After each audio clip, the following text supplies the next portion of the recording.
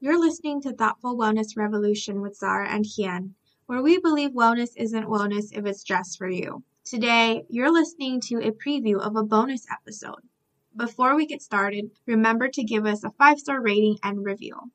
Let's get into it. So this is our bonus episode with Harpinder, and I'd like to ask you, Harpinder, how do you take care of yourself, at least as of late?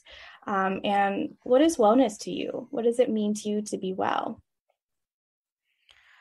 Those are great questions. I'm currently taking a restorative yoga training, and one of the questions our teacher asked us was, what does resting and relaxing mean to you? And I was like, oof, so much to unpack there. And I literally wrote out like paragraphs, like journaling about it.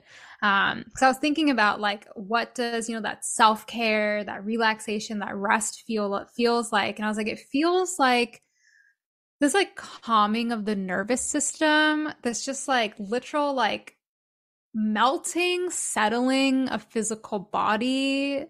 Like the mind feels really present. Like I'm not worried. I'm not worried about like future plans or like having to be like always like forward moving and forward thinking. It's just like being really settled in this present moment. And I use the word of like sinking into nature, sinking into whatever activity I'm doing. Because I know for myself, like as someone who has anxiety, there's always a little part of me that's kind of going like, what about that thing? Wait. But what about that other thing? And I'm just like, can we, every part of me take a chill pill? Like, let's just all calm down. So I think for me, and I realized this with a coach I worked with like a few years ago. Oh no, with my therapist, not a coach, with my therapist. Like resting to me sometimes has to be more like a verb instead of like I just come into like not moving. Cause then I'm just like, the mind has so much space to kind of keep churning. So it looks like for me, self-care is like going for hikes in nature. It looks like going to the beach and just like watching the waves of the ocean.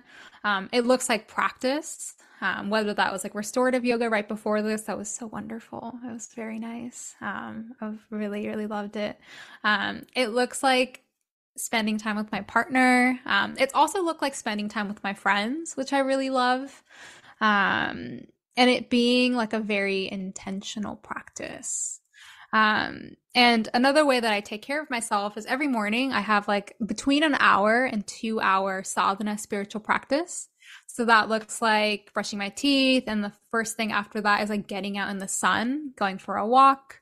I'll come back and make some tea. I do some light asana just to get like the body moving after walking. I do pranayama, seated meditation, journaling. And that's how I've been trying to start my mornings, and I've been pretty good at it for about the last 2 months, ever since I got back from India. And that's been really powerful, is like anchoring back into my spiritual practice as like the first thing I do in the morning, instead of like what I used to do, roll over, go on my phone. Oh my God, I got triggered by something I saw on Instagram. Now that's kind of like what's replaying in my mind for the rest of the day. I was like, okay, no more of that. More intentional way to start my morning. And it's been very nice. It's been really nice. Self-caring in that way.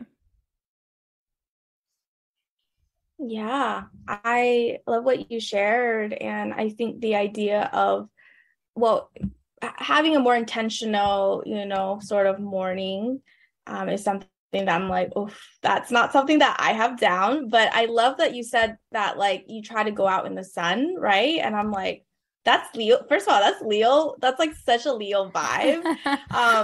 It's harder for, I guess, folks like me who live in a place where it's not sunny most of the year. I'm in the Pacific Northwest. And it's kind of gloomy, but I feel like that's one thing that's part of that I could add to my own like routine. It's like, oh yeah, I could, because it's summer, like I should just wake up and like go outside and feel the sun, like, because I love that. Yeah. And I'm curious to know, of course, I think probably not just me, I'm sure like anyone listening would be curious to know if you could share with us any plans that the Women of Color Summit might have. So we are currently working, and this might be the first time that I'm saying it publicly. We are working on the 3rd annual summit.